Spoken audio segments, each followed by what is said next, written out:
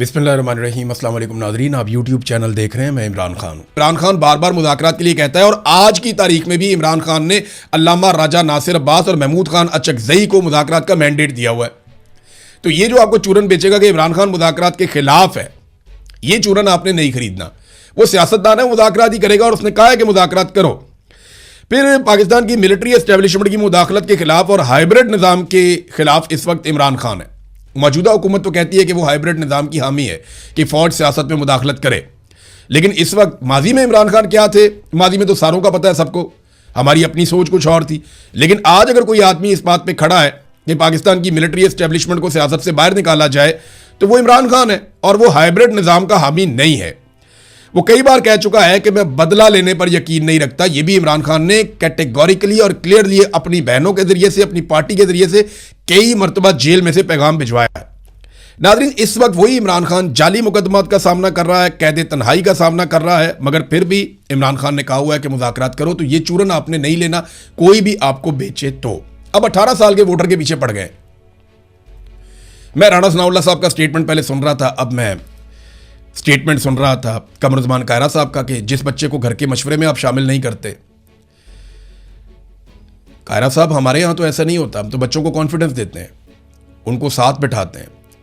जैसे ही बच्चा बालिग होता है 15-16 साल का, उसको साथ बिठाते हैं, मुशावरत के अमल के अंदर उसको शामिल करते हैं ताकि वो समझे चीज़ों को और वो बेहतर फैसले करने के काबिल हो जाए। और बच्चे बहुत समझदार हैं, सिर्फ उनके मिजाज के अंदर तेज़ी होती है। नौजवान जब वो होते हैं तो सिर्फ मिजाज के अंदर तेज़ी होती है और तो कोई बात नहीं होती। कायरा साहब, अपने बच्चों की तरफ देखें आप। फौज के अंदर जो बच्चा भर्ती होता है वो इसी उम्र में भर्ती होता है। यानी बिलावल जब पार्टी का चेयरमैन उसको बनाया गया तो वो 19 साल का था और आप कहते हैं कि 18-19 साल के बच्चे को समझ नहीं होती। तो फिर बिलावल की चेयरमैनी में आप सबको इस्तीफा दे देना चाहिए था। आप सारे क्यों उसके साथ रहे? ये तो बादशाहत वाला निज़ाम हो गया ना फिर। तो मेरा ये कहना है कि जो 18 साल से 24 साल तक के नौजवान हैं, अगर उनके वोट के हक पर डाका डाला जाए तो मेरी बात तुम सारे कान खोल के सुन लो। तुम लोग मेरे छोटे भाइयों की तरह हो। तुम्हारे लिए मैं नहीं लड़ूंगा, कोई नहीं लड़ेगा, क्योंकि हमारे वोट के हक के ऊपर डाका नहीं डाला जा रहा। ये तुम्हारा वोट का हक है, तुम्हारे वोट के हक के ऊपर डाका डाला जा रहा है। खुद उठकर लड़ो। अगर तुम अपना हक खुद नहीं ले सकते ना तो तुम्हारा हक कोई नहीं लेकर देगा। 18 साल से 24 साल तक के नौजवानों को चाहिए कि वो अपनी खुद तंजीम बनाएं, खुद इकट्ठे हों, खुद ताकत के साथ खड़े हों। चाहे वो स्कूलों में हैं, चाहे वो कॉलेजेस में हैं, चाहे वो यूनिवर्सिटीज़ में हैं, चाहे वो किसी जगह पे जॉब कर रहे हैं, चाहे वो पढ़ रहे हैं या नहीं पढ़ रहे हैं, कोई काम कर रहे हैं, जहां पे भी ये नौजवान मौजूद हैं, ये इकट्ठे हों और अपने हक के लिए खुद लड़ें। 18 साल से 24 साल तक के बच्चों का अगर वोट का हक छीना जाए तो खुद खड़े हो जाओ, इनको गिरबान से पकड़ो, 2 झटके दो, ये तुम्हारा हक तुम्हें वापस देंगे। तुम्हारे लिए हम नहीं लड़ेंगे क्योंकि हमारा हक नहीं छीना जा रहा, तुम्हारा हक छीना जा रहा है। सबसे पहले तुम्हें लड़ना पड़ेगा। जब तुम लड़ोगे तो हम तुम्हारा साथ देंगे, क्योंकि ये तुम्हारी लड़ाई है, तुमसे तुम्हारा हक छीना जा रहा है। ऐसा नहीं हो सकता कि हम तुम्हारी लड़ाई लड़ें और तुम बैठकर तमाशा देखो। नहीं, आपको अपनी लड़ाई खुद लड़नी पड़ेगी। मेरे छोटे बहन भाइयों की तरह हो आप सारे लोग।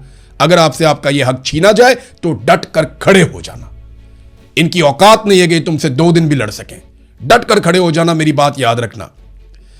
और जमहूरी अंदाज में खड़े होने की मैं बात कर रहा हूं। पकड़ो इनको, गिरेबान से जाकर इनसे अपना हक ले लो अगर ये आपका हक छीने तो।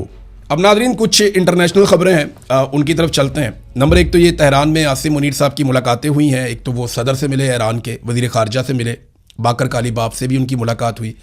तो बर्फ़ पिघलाने की पूरी कोशिश की जा रही है। आसिम मुनीर साहब ने अमेरिका का पैगाम पहुँचाया, क्योंकि अमेरिका आसिम मुनीर साहब पर बहुत भरोसा करता है और वो ये समझते हैं कि ये एक अमरीकी नुमाइंदा है जो ईरान के साथ हमारे लिए बातचीत कर सकता है। ईरान को इस बात का कॉन्फिडेंस है कि पाकिस्तान हमारे साथ है, ब्रदर इस्लामी मुल्क है, तो वो हमारा भी लिहाज करेंगे। तो ये अच्छी बात है कि एक रास्ता खुला हुआ है।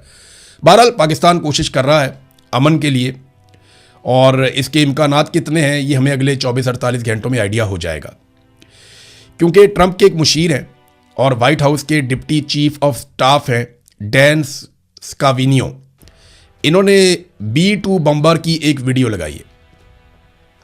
अच्छा, ये तो लगाते रहते हैं लोग, तो इसमें अजीब क्या है? अजीब ये है कि इसी शख्स ने, जो डोनाल्ड ट्रंप का मुशीर भी है, वाइट हाउस का डिप्टी चीफ ऑफ स्टाफ भी है, इसने आखिरी मरतबा जब ये वीडियो लगाई थी तो उसके फ़ौरन बाद, 1 दिन के बाद, इसराइल ने और अमेरिका ने ईरान पे अटैक कर दिया था। एग्जैक्टली वही वीडियो इस शख्स ने दोबारा से लगाई है। और मैंने आपको पहले बताया कि अमेरिका में बहुत सारे लोगों ने अपनी छुट्टियां और तकरीबात और अपनी मसरूफियात मनसूख की हैं इस डर से कि बहुत जल्द अमेरिका को हमले का एक और राउंड करना पड़ सकता है। पाकिस्तान के साथ साथ कतर भी कोशिश कर रहा है, ओमान भी कोशिश कर रहा है। इन दोनों ममालिक के वज़राए ख़ारजा भी राब्ते में हैं अब्बास अरागची से, और ये सब कोशिश कर रहे हैं कि कुछ ना कुछ करके बीच का रास्ता निकल आए। ईरान अगर डोनाल्ड ट्रंप को कुछ फेस सेविंग दे देता है और उसमें ईरान का कुछ बड़ा नहीं जाता और बदले में डोनाल्ड ट्रंप ईरान को कुछ फ़ायदे दे देते हैं, तो पूरी दुनिया के लिए, ख़ास तौर पे खित्ते के लिए ये एक अच्छी खबर होगी। लेकिन अगर ये नहीं कर पाते और किसी नतीजे पर नहीं पहुंचते, दोबारा जंग में जाते हैं, तो फिर इस जंग के बाद जो अब जंग दोबारा होगी, मेरी बात आप लिख कर रख लें, फिर उसके बाद दुनिया उस तरह की नहीं होगी जो उससे पहले थी। बहुत सारी चीज़ें बदल जाएंगी। जैसा कि पिछले ये जो 6 हफ्ते की एक जंग लगी है, इसने बहुत कुछ बदल दिया। अमेरिका की मिथ बदल के रख दी है। डोनाल्ड ट्रंप ने कहा कि मैंने प्रेसिडेंट शी को जब ये कहा कि अमेरिका की फ़ौजी ताकत बेमिसाल है और वो दुनिया में सबसे बेहतर है, तो उन्होंने डोनाल्ड ट्रंप से इत्तफाक नहीं किया इस बात पे। ये डोनाल्ड ट्रंप ने खुद ये बात बताई है। उधर आबनाए हुर्मुज़ को काफ़ी हद तक नॉर्मलाइज कर दिया ईरान ने। 24 घंटों में ईरान के बकौल 25 बहरी जहाज़ वहाँ से गुजरे और ये सारे बहरी जहाज़ नए कवायद व ज़वाबित के तहत वहाँ से गुजरे, तो वो भी चीज़ों को नॉर्मलाइज कर रहे हैं। इसराइल की फ्रस्ट्रेशन बढ़ रही है। वजह यह है कि इसराइल को लड़ाई चाहिए और वो मुकम्मल तबाही या कंट्रोल चाहते हैं ईरान पे, क्योंकि उन्हें ये पता है कि ईरान ही वो वाहिद मुल्क है जो मुस्तकबिल में इसराइल की जो एक्सपेंशन का एक प्रोग्राम है, या वो चाहते हैं कि अपने मुल्क को तोसीह दें, अपनी सरहदों को बाहर दूर तक लेकर जाएं, तो वो उसको रोकने के रास्ते में बड़ी रुकावट फ़िलहाल इस वक्त तो ईरान है। तो वो नहीं चाहते कि ईरान इसी सूरत में बच जाए किसी डील के नतीजे में, तो उन्हें तो लड़ाई चाहिए। तो उनकी फ्रस्ट्रेशन बढ़ रही है और वो क्या करती है आने वाले दिनों में, उस पर हम नज़र रखेंगे।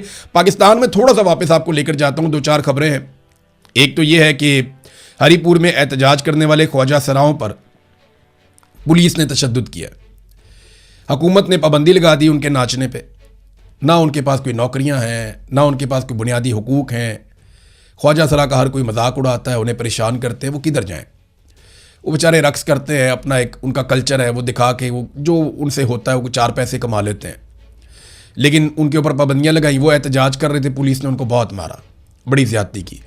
अब ये ब्रूटैलिटी जो है ये बहुत नामुनासिब है। खैबर पख्तूनख्वा हुकूमत जो है उसे इस सारे मामले के ऊपर ना सिर्फ एक्शन लेना चाहिए, बल्कि जिन लोगों ने तशद्दुद किया उनको इबरत का निशान बनाना चाहिए।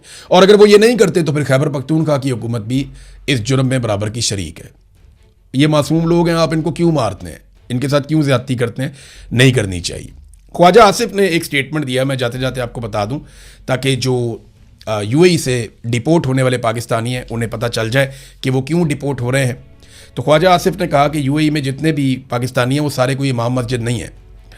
इनमें वो कह रहे हैं जिन लोगों को निकाला है उनमें जराइम पेशा भी हैं और बेकारी टाइप के लोग भी हैं, तो सारे इमाम मस्जिद तो नहीं है और ये यूएई का हक है कि वो इन पाकिस्तानियों को यूएई से निकाले। ये ख्वाजा आसिफ जो पाकिस्तान के वज़ीर दिफा हैं उनका स्टेटमेंट है नेशनल टीवी के ऊपर। अब तक के लिए इतना ही। अपना ख्याल रखिएगा, अपने इस चैनल का भी। अल्लाह हाफ़िज़।